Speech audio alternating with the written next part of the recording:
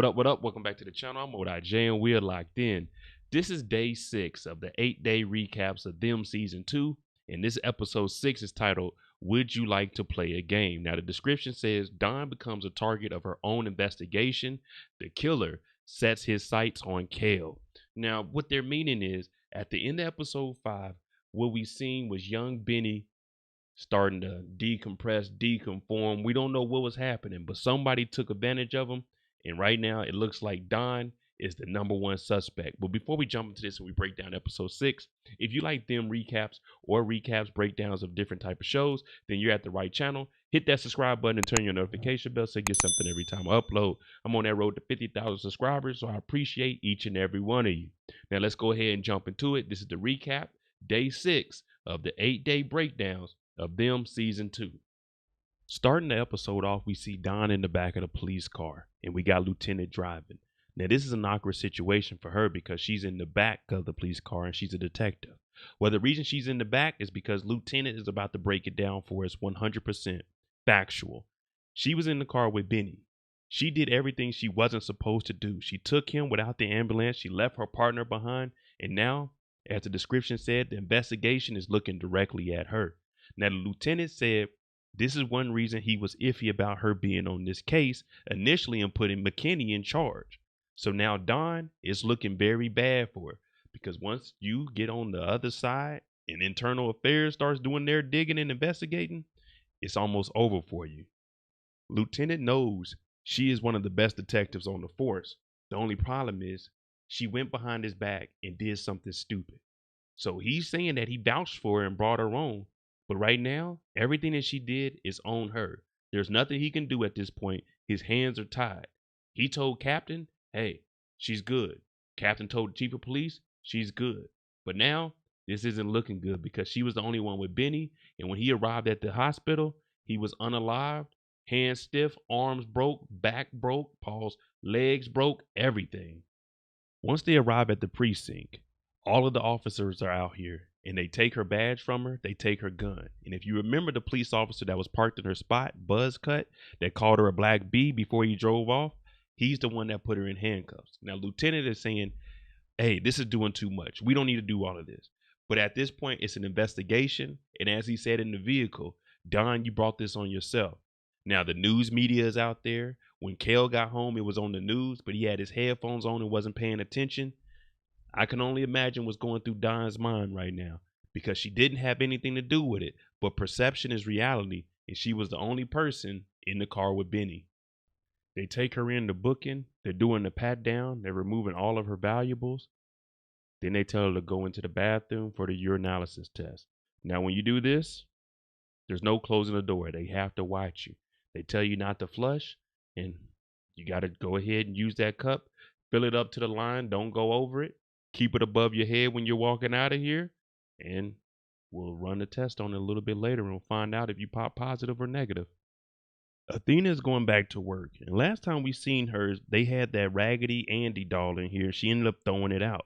Now her boss comes in, and her boss is saying, hey, why did you throw this doll out? And she's like, well, that's not really something that the people around here are trying to buy. But her supervisor is saying, I'm not trying to hear that. This is thousands of dollars of merchandise. We need to sell these. Now, she's saying these dolls are a little bit racist, and I understand that. But also, this doll had some kind of control over her because it left her hand on the paper cutter, and she almost cut her hand off, but she snapped out of it.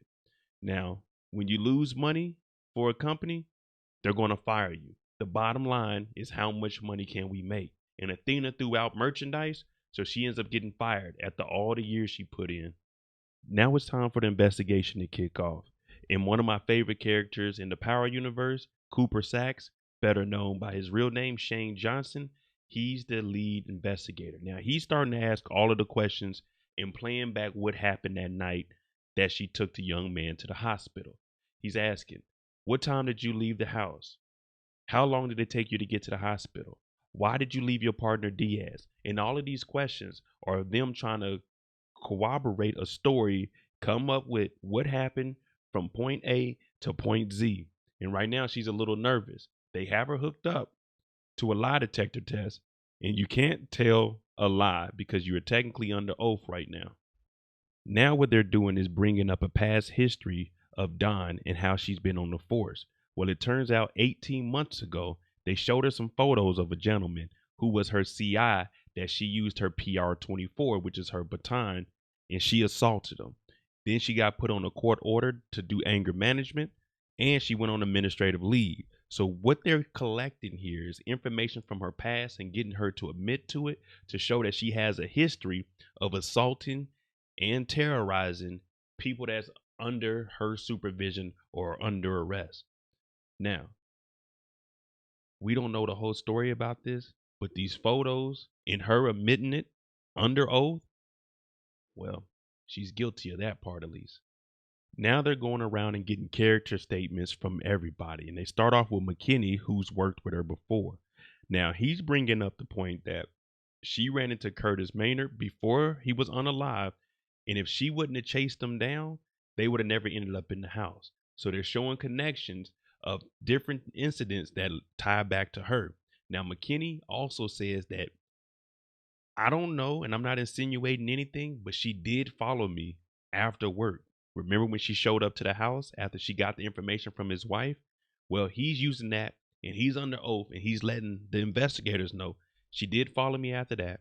She did chase after Curtis, causing an uproar within the community. And then when we went into the house, whatever happened, it was all because she started to chase him. So McKinney is playing a dirty game. Taking the statement from McKinney, they bring it up in the investigation. Okay, so do you have any anger management issues? Why didn't you tell us that you stalked McKinney? She's like, I didn't stalk McKinney. I just went to the house, which is really stalking because you followed him to where he would be. You were outside stalking. But hey, we're on your side. So now the investigators, they're just using all facts right now. Nothing is made up. And she's trying to put it on McKinney, saying he's not who y'all think he is. And if anybody assaulted somebody, it was McKinney when he attacked Curtis. But he's not on trial here. They're not trying to hear anything except for your answers, Don. And this is what Lieutenant said. You brought this on yourself, trying to think outside the box and do things your way. You remember the drug test she took during in processing? Well, they bring it up in court. They ran the test and they ask her, do you drink liquor? Don's response is no more than the next cop. They said, do you do drugs? She said no. But then they put down the urinalysis test and it says positive abnormal report. Now, we don't know if this is from the medication she's taking or it might be secondhand smoke from her son, but I've never seen him smoke around her, so it must be the meds. Or she could be smoking a little bit on her own. But right now, all fingers are pointing directly at Don for being the number one suspect.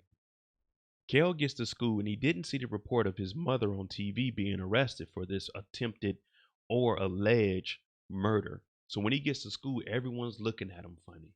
Everyone's wondering, what are you doing here? Why would you show up?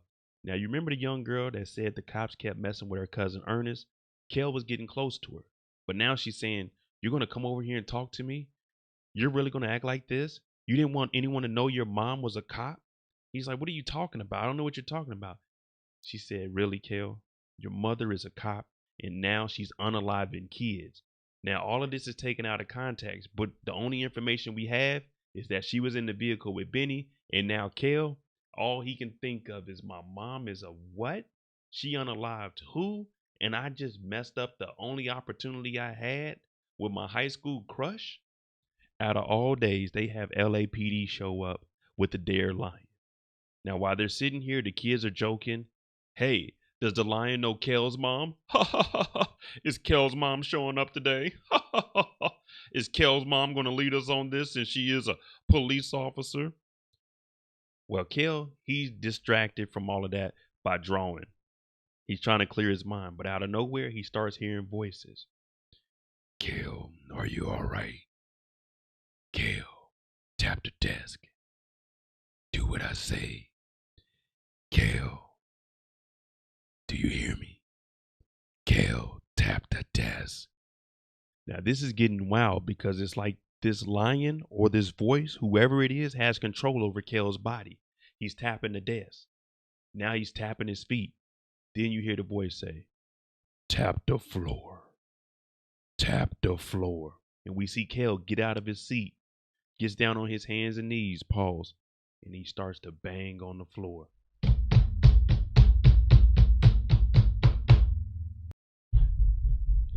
Kel's banging on the floor. Everyone's looking at him. The teacher don't know what's going on. We don't know what's going on. But Kel's just banging, banging. Now they begin to connect the dots, and y'all know that's one of my favorite things to do. They start asking, did you have contact with Curtis before he was unalive? Yes. Did you have contact with Benny before he was unalived in your back seat? Yes. Did anyone else get into the vehicle with you and Benny on the way to the hospital? No. Did you have contact with Miss Mott before she was unalived? Now Don says no. They begin asking another question. Were you adopted? She says yes, because we just found that out. Well, it turns out she was adopted and she used to live at Miss Mott's house when she was very, very young. So she did have contact with Miss Mott before Miss Mott was unalived. She just doesn't remember it because she was so young. Don leaves this investigation, and let me tell you, I've been in a couple of investigations of my own, but unlike her, I don't fold. I don't get in there sweating or nothing. I'm standing on business. But Don, she did as much as she could. The only problem is the adoption. Athena didn't tell her anything about that till now. So when she goes outside, Athena's saying, let me drive. But we know that she already wrecked the vehicle, leaving the grocery store. Don is irate. She's pissed. You lied to me about being my mother. Now they're using that against me. I'm not letting you drive me home. When we get home, I don't want to talk to you. I don't want you to look in my direction. Matter of fact, go to your room and don't talk to me. Don is pissed, and rightfully so, because there's an attempted murder, or not an attempt, there's a murder on her case. They get back home, and I already explained to you guys how Don is feeling. They're sitting at the dinner table, and Athena, it's not even like she's trying to comfort Don with what's going on. She's kind of low-key talking bad to her. Don says, I need the car. And you hear Athena say, yeah, because yours is now a crime scene. So this triggers Don. Kel's sitting there, he's listening like, hey, don't talk to grandma like that. She said, nah. Why don't your grandma tell you what's really going on here? She's not your grandma. She's not my mother. Now, Athena's trying to clean it up and say, I'm still your grandmother, Kel. But she's like, no. Everything she told us has been a lie. From the time you were born to where we are now. So Don, she ain't playing it no more. Right now, her back is against the wall. Now, Kel gets upset because he's looking at his mom and saying, this is what you always do. You always blame everyone else. Like you didn't do anything. Sometimes these problems are because of you. This whole incident is because of you, Don. Lieutenant even said it's all because of you. Everything you're doing is because of you. Kel says their father left. Well, his father left. He went his own way because of Don. She was working night shifts. She wasn't around. She was pushing him away. The job was more important. So Kel is hurt because he loves his mom, but he's starting to see, Mom, you're not holding yourself accountable.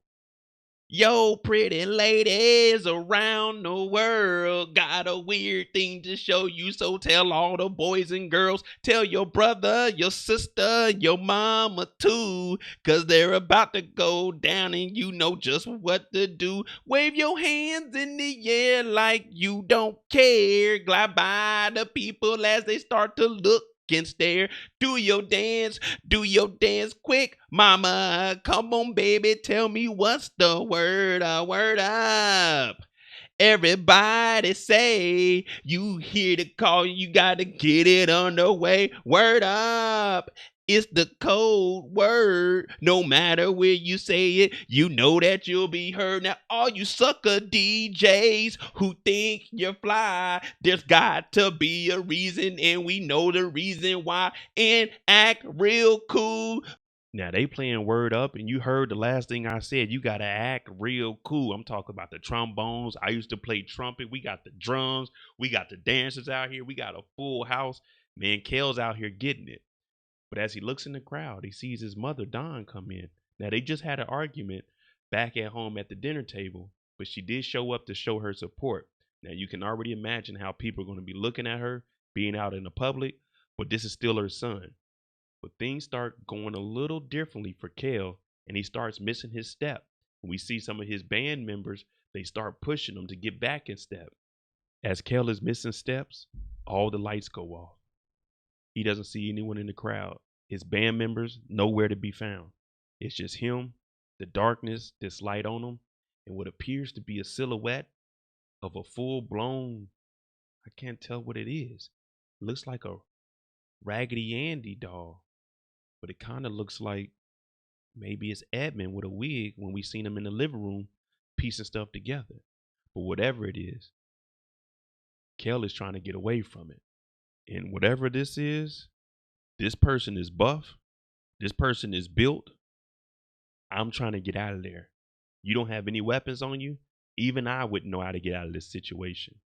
Elbow to gut won't work here. But this has to be some scary Kel ends up falling down. Whatever this is, it's getting closer, closer, closer. And as we look around, there's no one in the gym. But there's flashes of modern time, and then there's flashes of whatever time we're in right now. But we see Don running down, and everyone's around Kel. What is going on? We start to see him convulsing like we see young Benny foaming from the mouth. This Raggedy Andy human, whatever this is creeping up slower and slower and slower. But his mother Don makes it over there to him before this Raggedy Andy can, and he wakes up out of this. Don is like, what's wrong? You okay? He says something is wrong with him. I don't know what it is, but maybe he's seeing the same thing that everyone else is. And maybe this is all stemming from Don when she was younger. We aren't sure. But man, we got 2 episodes left. All right, there you go, the recap for episode 6 of Them season 2.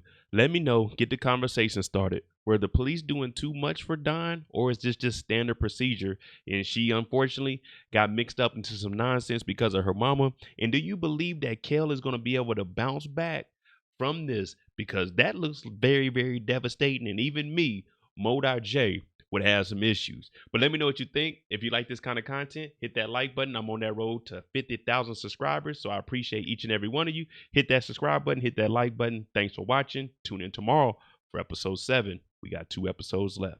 Thanks for watching. I'm out.